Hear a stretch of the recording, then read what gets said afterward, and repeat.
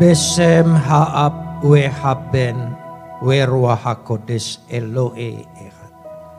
Dalam nama Bapa, Putra dan Roh Kudus, Tuhan yang Esa.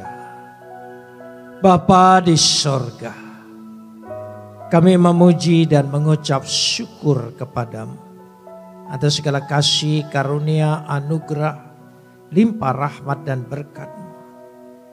Atas segala perkenanan Tuhan dalam kehidupan kami, memilih kami dan membuka hati kami untuk percaya akan kasih karunia karya Kristus Yesus yang sudah menyelamatkan kami.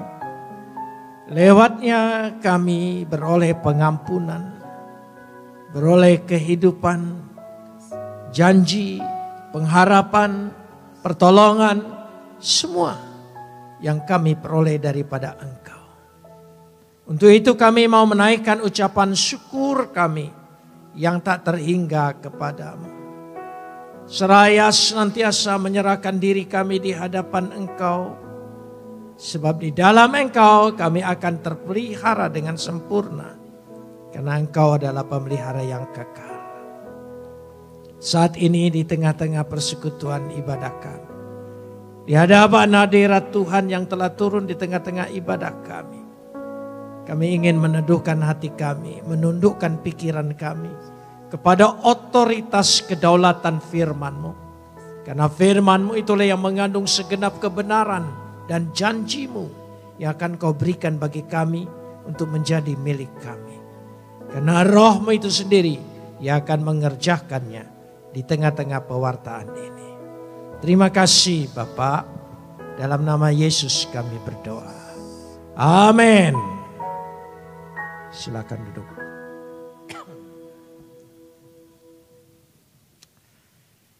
Shalom.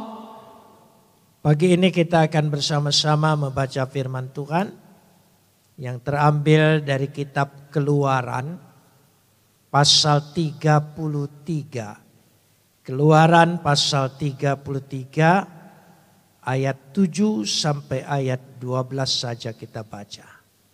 Ayat 7 sampai ayat 12. Sesudah itu Musa mengambil kemah dan membentangkannya di luar perkemahan, jauh dari perkemahan, dan menamainya kemah pertemuan. Setiap orang yang mencari Tuhan, keluarlah ia dari kemah pertemuan, keluarlah ia pergi ke kemah pertemuan yang di luar perkemahan. Ayat 8. Apabila Musa keluar pergi ke kemah itu, bangunlah seluruh bangsa itu dan berdirilah mereka, masing-masing di pintu kemahnya, dan mereka mengikuti Musa dengan matanya sampai ia masuk ke dalam kemah.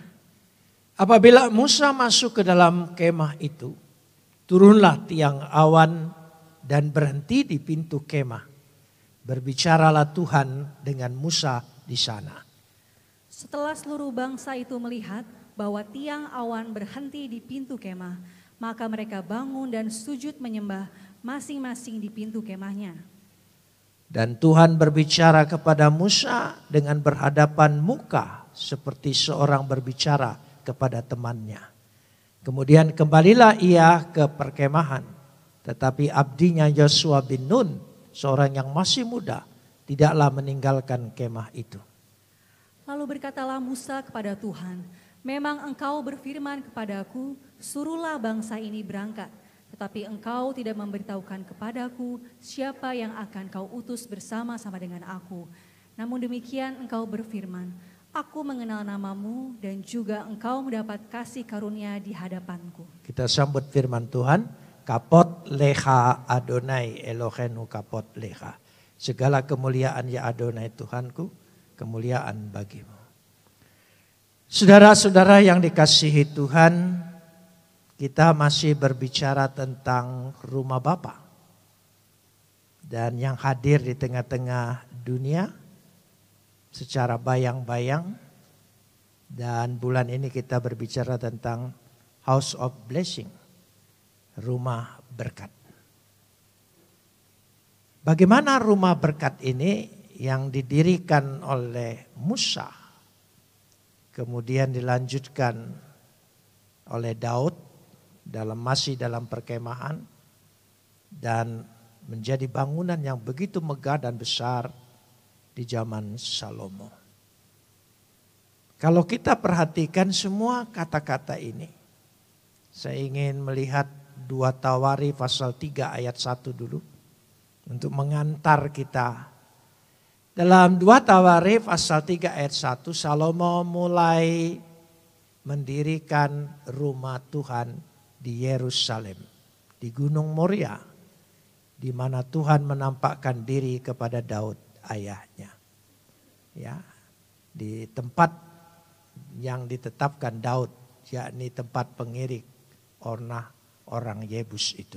Kembali lagi pada awal ayat, Salomo mulai mendirikan rumah Tuhan.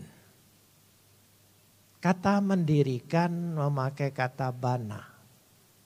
Jadi ada upaya dari kita untuk membangun. Jadi lebih bagus membangun. Saya memakai kata membangun. Karena membangun ini penting sekali bagi kita semua. Bagaimana kita, gereja kita ini, kita sudah ada gedungnya, ya, tetapi kita ingin membangun secara organisme, bukan organisasi, organisme. Secara organisme menjadi rumah Tuhan. Jadi bukan organisasi itu alat, tetapi tujuan kita adalah supaya betul-betul ada rumah Tuhan di dalam gereja kita. Yang kedua, kita ingin membangun keluarga kita, rumah tangga kita ini menjadi rumahnya Tuhan. Tuhan bertahta, Tuhan berkuasa. Jadi itu impian kita. Kalau dikatakan visi kita, kerinduan kita. Supaya ada koneksi antara gereja dengan rumah. Dan lebih rinci lagi, kita ingin membangun pribadi kita ini. Dengan menjadi rumah Tuhan. Membangun diri kita, bukan mendirikan, membangun. Karena membangun ada proses yang panjang, ada pergumulan, ada usaha, ada kerinduan, ada cita-cita, ada upaya.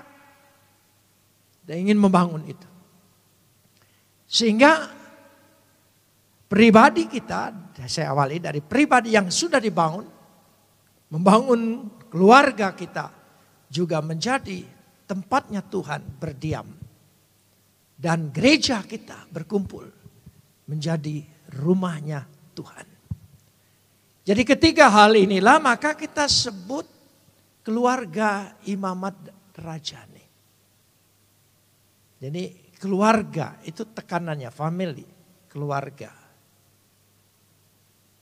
Karena kita semua di sini adalah adelpos, persaudaraan. Karena kita ditebus oleh satu darah, Kristus. Dan darah itu tidak bisa dihapus oleh apapun.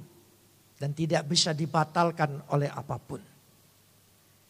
Karenanya bagaimana supaya kita sekarang semua memeriksa diri kita supaya kita fokus kita ini. Saudara, yang menjadikan pribadi kita, sekali lagi, yang menjadikan pribadi kita adalah pikiran kita. Jadi yang menjadikan pribadi kita adalah pikiran kita. Lalu bagaimana pikiran ini?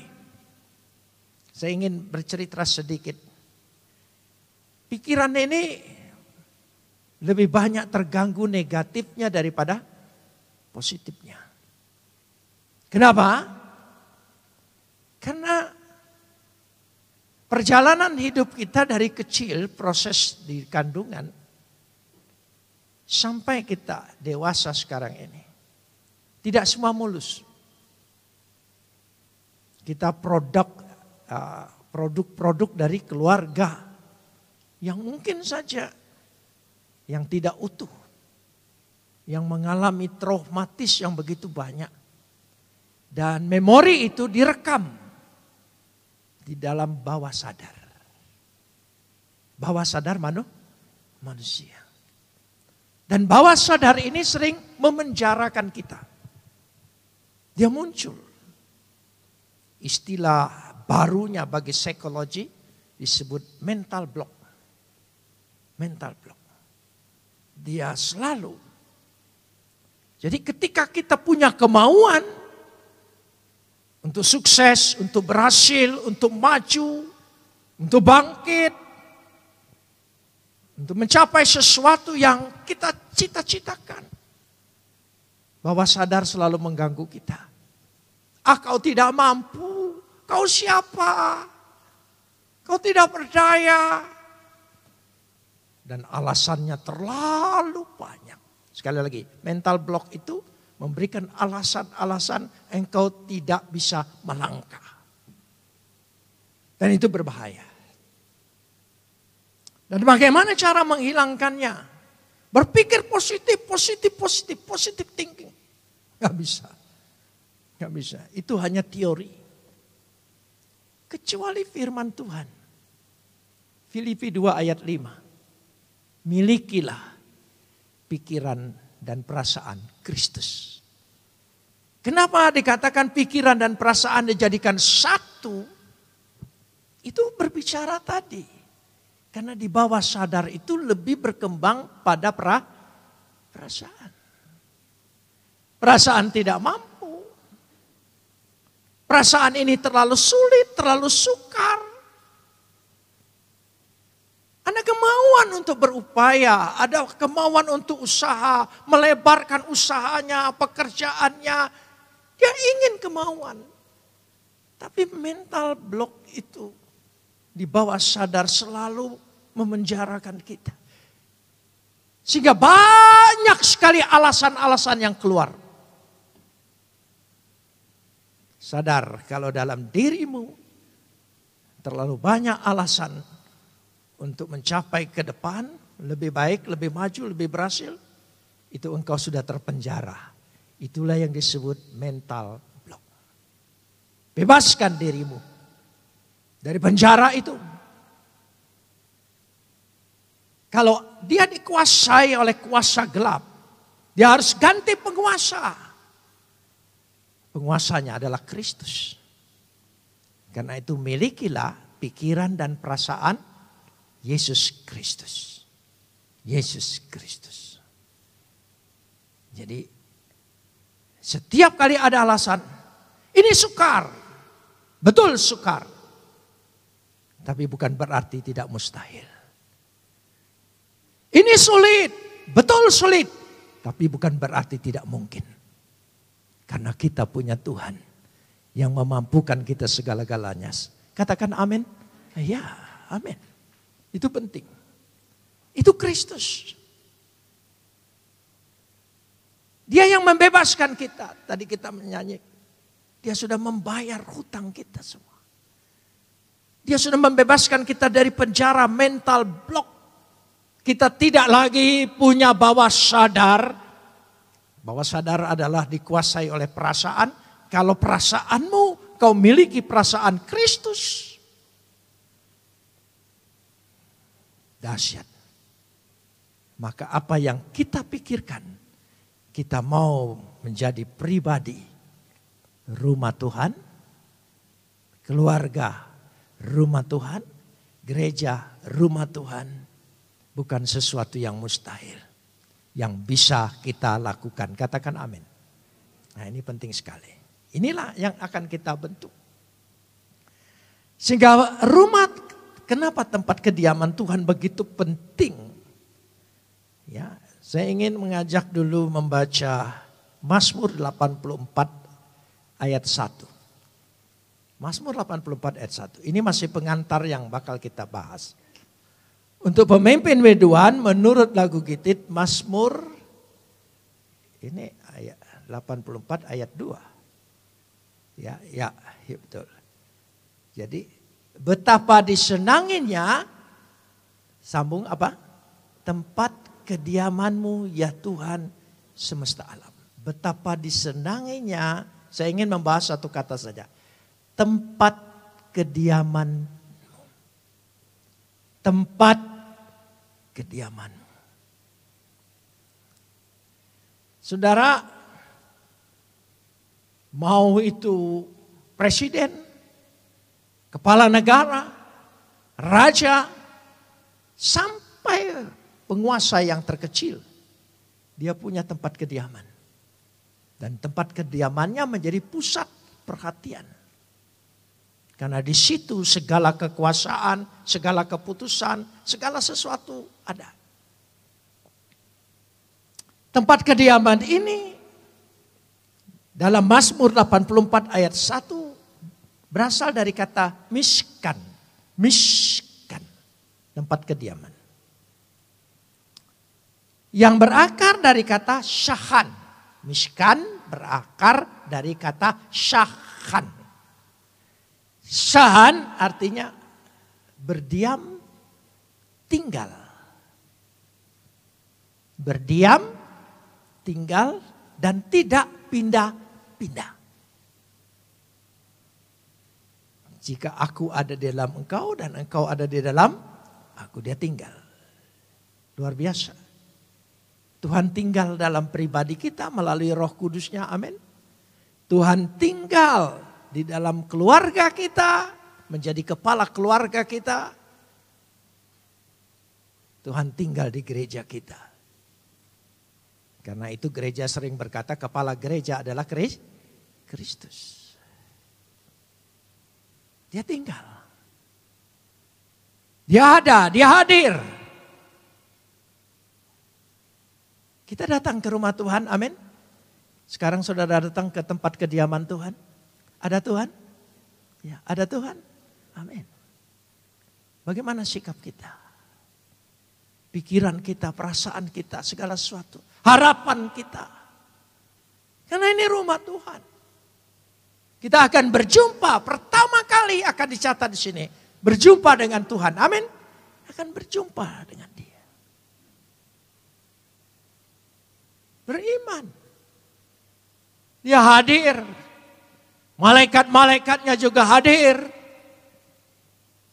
Memenuhi semua ruangan ini. Dan jika Tuhan izinkan mata kita melihat, mungkin kegentaran akan terjadi dalam diri kita. Bahkan dikatakan di dalam bacaan ini, engkau tidak sanggup, bahkan mungkin engkau hangus.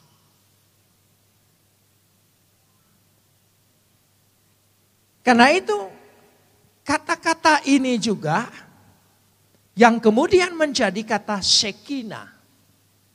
Shekinah. Yang merupakan konsep, artinya manifestasi Tuhan. Atau kehadiran Tuhan di tengah-tengah umatnya. Shekinah, itulah tabut Tuhan. Karena konsep ini merupakan penampakan Tuhan. Kehadiran Tuhan secara teofani. Dan Tuhan hadir di tengah-tengah dunia ini. Jika Dia hadir, gunung hancur. Segala juga. Ciptaannya tidak sanggup menampung kemuliaan dan kekudusan Tuhan itu. Tapi perantara firman-Nya menjadi manusia. Ya, maka tidak hancur. Kita bisa tidak lenyap.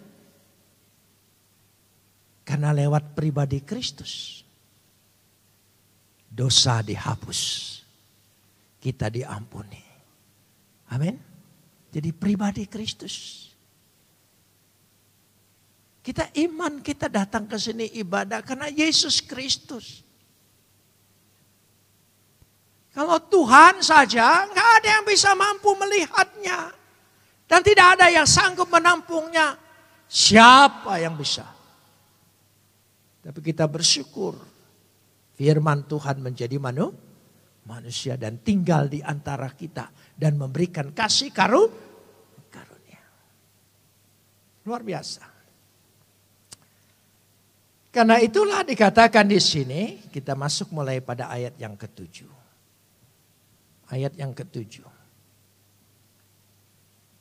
Sesudah Musa mengambil kemah, membentangkannya di luar perkemahan tempat tinggal mereka, jauh dari perkemahan, dan menamainya kemah pertemuan.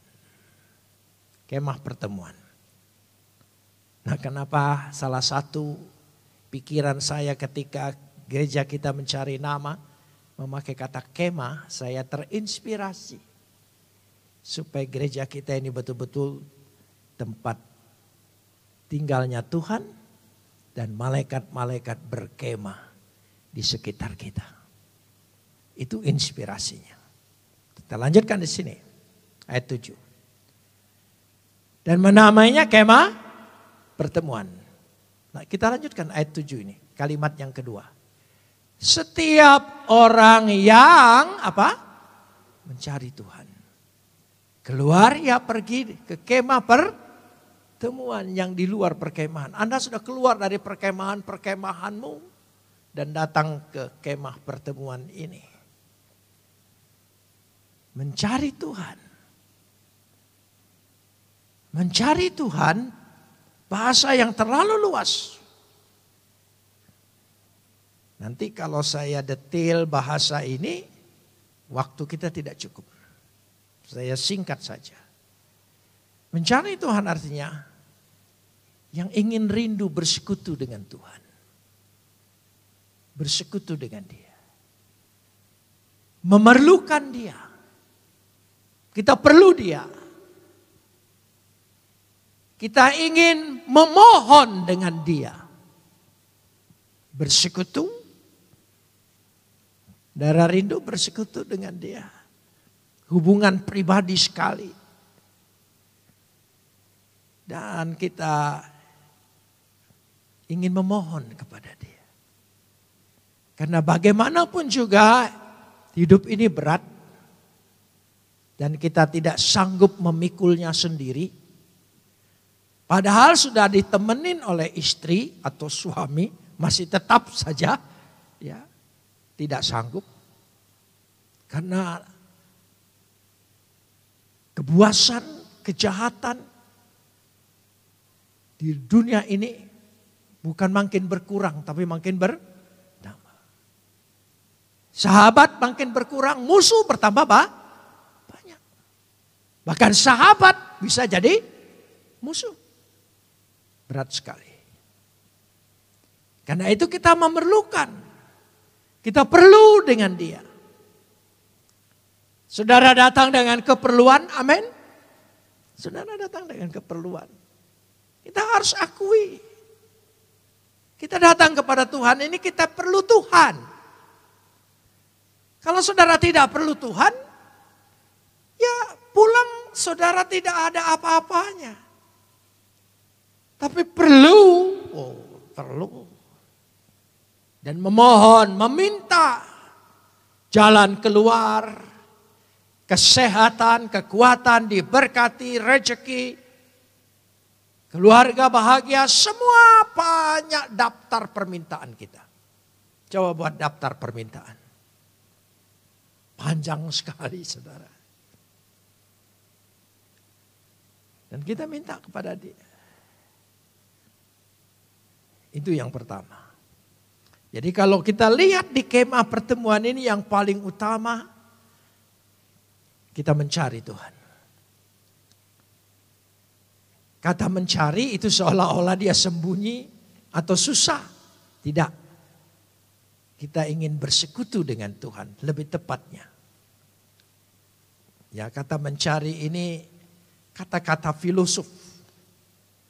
Ya, artinya itulah bagian orang yang sungguh-sungguh rindu dengan Tuhan.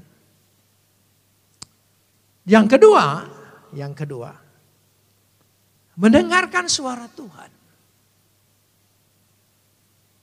Kan kita perlu dengar, ya kita perlu mendengar suara Tuhan.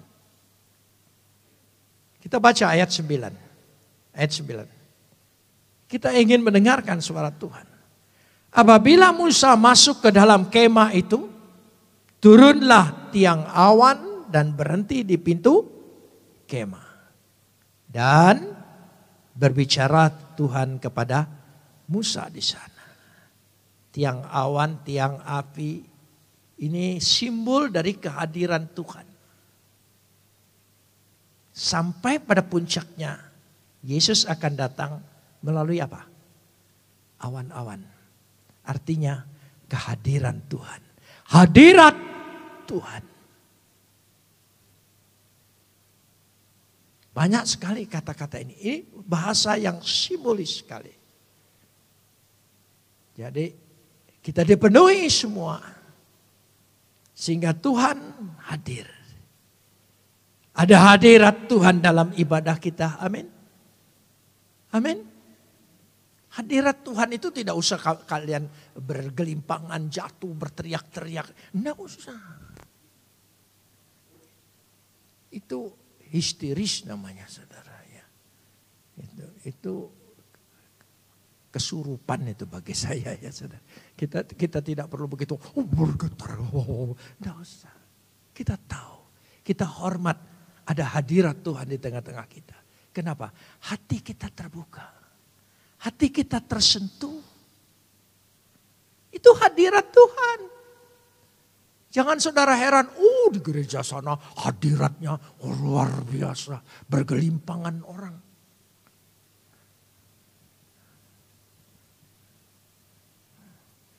Sudah, saya tidak membahas itu. Lain kali saja.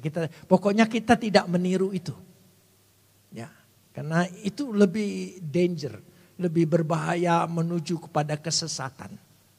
Karena tidak menggunakan akal sehat. Saya harap saudara sementara khotbah, akal sehatmu tetap terjaga. Supaya kita tetap sehat dan menerima pengajaran yang sehat. Sampai di situ. Dan berbicaralah Tuhan kepada Musa. Tuhan bicara kepada Musa. Saudara ingin Tuhan berbicara? Ini ketika firman-Nya diberitakan itu Tuhan sedang berbicara dengan kita. Bicara dengan saya, bicara dengan saudara. Ketika saya menekankan satu kata-kata, saya beroleh sesuatu. Saya dikuatkan dan ketika itu keluar dan saudara dikuatkan. Sama.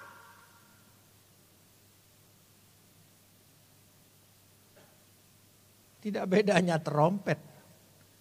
Tapi harus diatur dengan irama. Suara Tuhan berbicara. Kapan Tuhan berbicara? Gak usah macam-macam yang berlebih-lebihan. Baca firman Tuhan, diurapi Roh Kudus dalam doa, Tuhan berbicara. Amin. Tuhan bicara. Tuhan sudah bicara. Gak usah baca firman Tuhan, tutup mata, tutup Alkitab, buka dalam nama Yesus sembarangan tunjuk ayatnya. Daud pergi ke bait Tuhan. Hari ini saya harus ke gereja. Coba kalau yang saudara tunjuk itu Yudas gantung diri, ayo. Gak usah. Sehat. Tuhan berbicara, aku masih berpikir. Tuhan bicara. Ini penting sekali, ini akhir zaman. Jadi perlu diingatkan kepada umat. Ya, jangan cari yang aneh-aneh. Kalau cari yang aneh-aneh, saudara pergi ke dukun saja, tidak usah ke gereja. Di sana aneh, pakaiannya juga sudah aneh, benda-bendanya juga sudah aneh-aneh. Sudah, saudara. Nah, hadirat Tuhan, Tuhan sudah berbicara. Yang ketiga adalah hadirat Tuhan. Ayat 10. Ayat 10. Setelah seluruh bangsa itu melihat bahwa tiang awan berhenti di pintu kemah, maka mereka bangun dan sujud menyembah. Mereka sujud menyembah. menyembah, memuji itu hampir sama. Menghormati, ya, mengucap syukur, ya, hadirat Tuhan. Mendengar suara Tuhan, hadirat Tuhan, perlu dengan Tuhan, mencari Tuhan. Bahkan sangat indah. Sangat-sangat indah saya perhatikan pada ayat 11a. 11a. Kita lihat. Dan Tuhan berbicara kepada Musa dengan berhadapan muka seperti telung sambung. Ya, seorang berbicara kepada, wah, Tuhan mana saudara? Kita dianggap teman. Kita dianggap teman. Dia berbicara lewat Kristus. Kita dianggap temannya. Saudara pernah punya teman? Loh ya, punya teman? Saya pernah punya teman, tapi saya memang sedikit teman. Orangnya terlalu perfeksionis, pilih-pilihnya terlalu ini. Tapi dengan teman tuh enak. Saya punya 3 teman, sudah pulang duluan 3-tiganya. Ya. Almarhum Pendeta Alex Abraham, gitu. Yang kedua namanya hampir sama, Yusuf Arianto di Solo, juga waktu Covid pergi duluan. Yang ketiga yang ada di gereja ini dulu, Bapak Gobin Melwani, itu teman, betul-betul teman, bukan hanya jemaat tapi teman. Jadi tempat saya mencurahkan segala sesuatu, keluhan, rahasia, pikiran, kekurangan-kekurangan. Itu kan dengan teman kan? Nah dengan Tuhan juga begitu, bicaralah.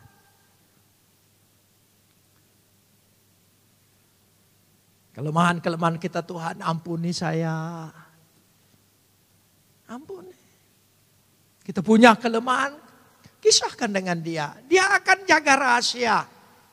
Jangan cerita dengan pendeta, bahaya. Nah, gitu. Apalagi dengan pengurus gereja, jangan cerita. Nanti dia akan bicara, ini pokok doa ya. Doakan si Anu itu begitu-begitu. Suaminya gak pulang-pulang. Itu sama aja dengan gosip. Pakai tema rohani, doakan. Munafiknya luar biasa. Berhentilah seperti itu. Nah lebih baik mengeluh kepada Tuhan. Ceritakan dengan Tuhan. Tuhan, kok suamiku enggak pulang gitu ya. Atau apa gitu. Jangan, apalagi cerita di sosial media. Aduh, di TikTok lagi. Enggak ada kerjaan. Bagi orang lain biarkan, karena dia tidak bisa berteman dengan Tuhan. Teman kita bukan Facebook, Tuhan. Amin. Bicara dengan Tuhan. Makanya berdoa, mengadu, bicara. Doa tidak usah terlalu aturan begini. Enggak, kita enggak ada aturan. Asal ngomong aja sudah selesai. Sesuai dengan perasaan dan hatimu, keluhanmu, keperluanmu, kebutuhanmu, keluh kesahmu, cerita aja. Tuhan ngerti meskipun salah-salah bahasa.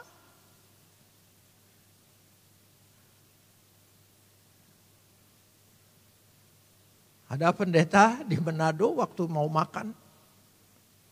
Saya mau ketawa di desa ini. Ya. Tuhan, kami mohon, Tuhan berkati. Ya. Bubuhilah makanan ini dengan kuasa darah-Mu. Sampai saya pikir, saksang dong jadinya. Ya makanan enggak berkatilah gitu, enggak usah pakai darah segala sesuatu. Tapi ya mungkin karena ingin lebih mantap. Gitu. Waduh, makanan Manado berubah jadi makanan Batak ini saudara ya. Lu ya sak-sak semua, karena dibubuhin darah. Ya sudahlah, saya ngerti, saya senyum aja. Doanya panjang sekali. Sampai saya buka mata, tutup lagi, belum juga. Ya, walaupun saya pendeta, kalau doanya tidak tepat pada tempatnya, itu saya juga buka mata loh. Iya, saya tidak munafik. Ini yang doa siapa? Kok panjang sekali. Doa makan ini, mau makan. Dia ceritain semua. Gini. Ya. Itu di Manado. Kalau di Batak, sambutannya yang banyak. Mau makan, sambutan 10 orang. Aduh, saudara, minta ampun. Sudah khotbah, sudah KKR, lapar. Ini Sianturi, si Manjuntak, si Tor, semua nyambut semua. Dan mending ngomongnya sedikit-sedikit, panjang semua. Ini perlombaan pidato. Saya bilang, aduh sudah. Ya, makanya agak jarang ke sana. Ya, gitu. Kita lanjutkan tadi. Jadi kita berjumpa Tuhan, berbicara sebagai teman. Dia sahabat kita. Amin. Satu-satunya pujian orang menghormati Tuhan, pencipta alam semesta, luar biasa. Tapi sahabatku. Saya lebih senang menyebut bukan teman, sahabat. Karena kalau teman itu ya sekedar, kalau sahabat itu lain. Ya, bahasa sahabat itu lain. Maka tidak ada bilang teman karib, yang ada sahabat karib. Itu bahasa Indonesia yang benar begitu. Saudara. Nah, kalau dengan teman, saudara kalau bicara dengan teman, coba kira-kira waktunya cukup sebentar? Enggak. Rasanya tidak terasa. Nah, itulah pada ayat 11b, tetapi abdinya Yosua bin Nun, seorang yang masih muda, tidaklah meninggalkan kemah itu karena dia masih kangen dengan Tuhan. Masih kangen? Saudara kangen enggak dengan Tuhan? Jangan begitu, kadang-kadang kita bukan kangen. Kita hanya store muka gitu. Tuhan nih, gue datang lu minggu ya, sudah. Tolong lihat saya ya, nanti di sorga ingat-ingat saya, gitu aja. Saudara bukan kangen, perlu. Aduh rindu, aku rindu sekali. Menyembah dia, memuji dia, tinggal dalam rumah.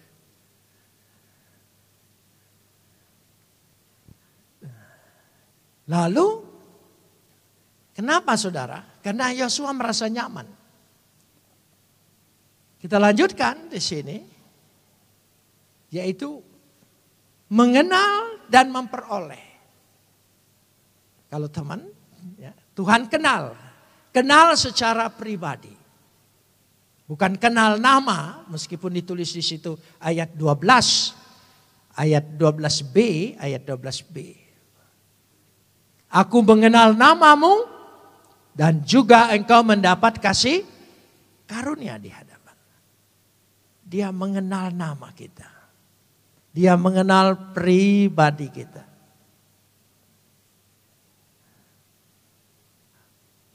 Kalau ada orang ya, berjumpa sepintas tapi tetap ingat nama kita, kita senang sekali kan. Masih ingat nama saya? Oh iya masih. Ya, bahkan pribadimu saya ingat, tidak lupa. Ya, kemarin ada telepon.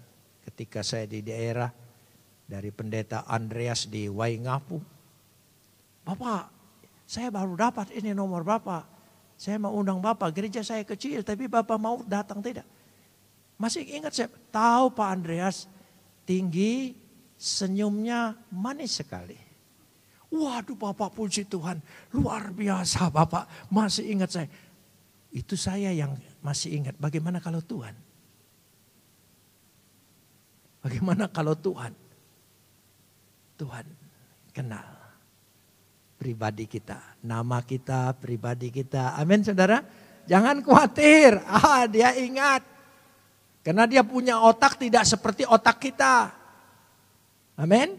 Kita ini otak kita otak-otak. Itu masalahnya saudara ya. Tapi otaknya dia bukan otak. Maha segala-galanya. Lapisannya luar biasa. Jadi dia kenal. Dan karena kita memperoleh. Mendapat sesuatu dari Tuhan.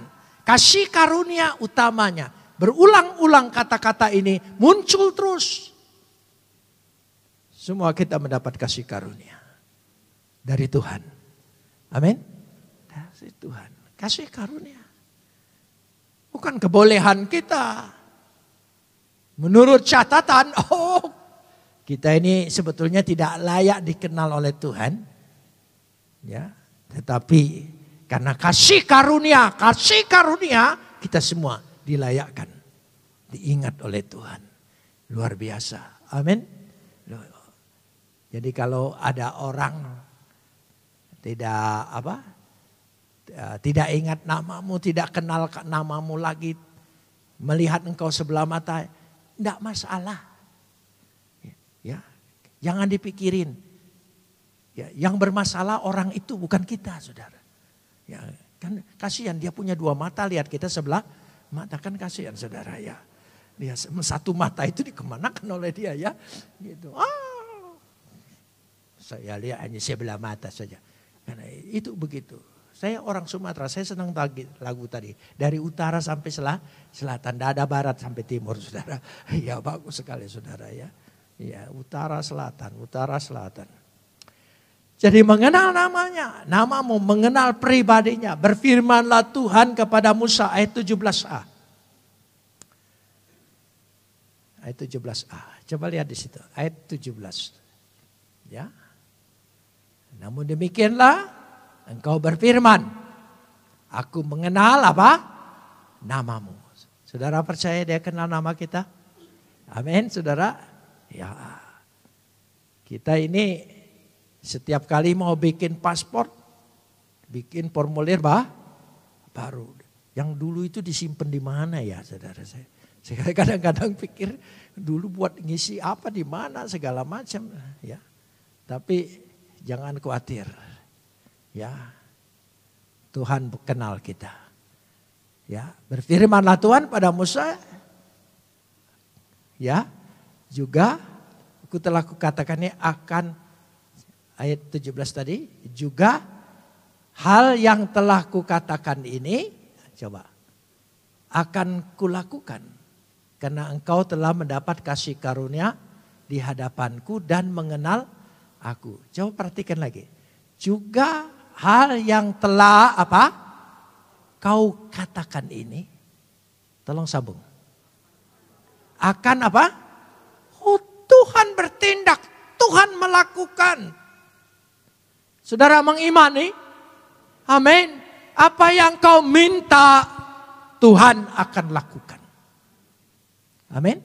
Tuhan akan lakukan. Iman nih, pulanglah. Aku percaya, aku sudah serahkan dengan dia dan dia akan lakukan. Karena dia sahabatku.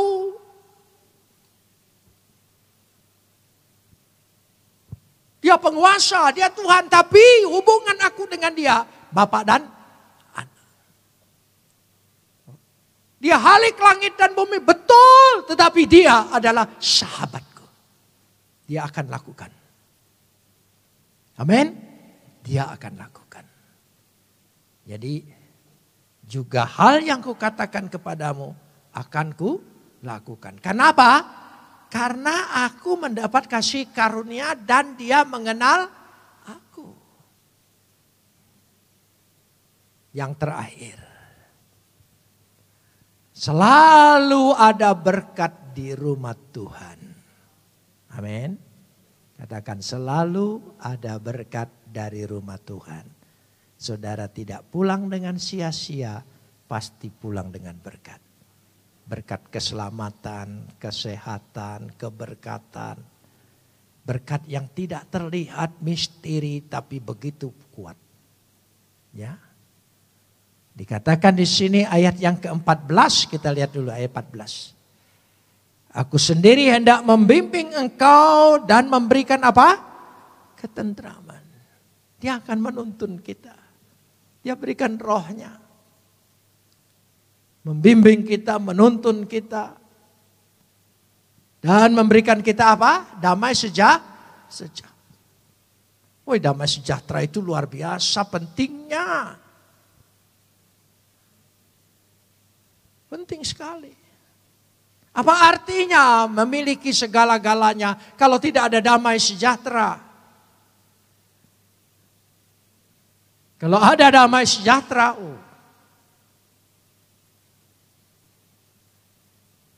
contoh yang terakhir sebelum saya akhirin. Ada di zaman dulu sekali, ada kaisar yang agak gila. Kaisar ini menyuruh para pelukis untuk melukis dirinya. Kaisar ini punya cacat di mukanya, bekas luka. Ada pelukis, melukis, cacatnya dihilangin.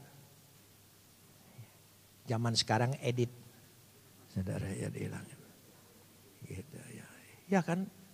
Ya, makanya jangan percaya yang di sosmed itu orang jelek semua sebetulnya saudara. Gitu, kelihatannya aja gitu.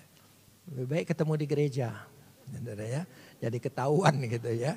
Nah dia hilangin. Marah raja, kamu menghina saya ya.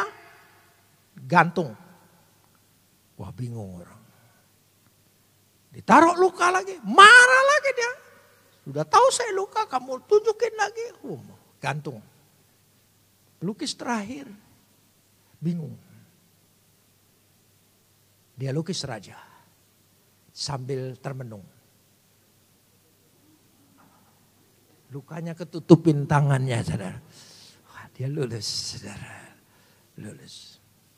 Luar biasa. Tuhan memberikan ketentraman, dia menutupi semua keaiban kita, kesalahan kita, kelemahan kita. Amin, saudara. Oh, dia pembela yang baik. Luar biasa. Lalu ayat yang terakhir, ayat 19. Aku akan melewatkan segenap kegemilanganku dari depanmu dan menyerukan nama Tuhan di depanmu. Aku akan memberikan kasih karunia dan mengasihani siapa yang aku kasihani. Kejayaan, kemenangan, keberkatan, semua dia tontonkan kepada kita. Untuk menjadi milik kita maksudnya. Dia bukan hanya dia lewatkan tapi dia pamerkan. Tinggal kita mengimaninya.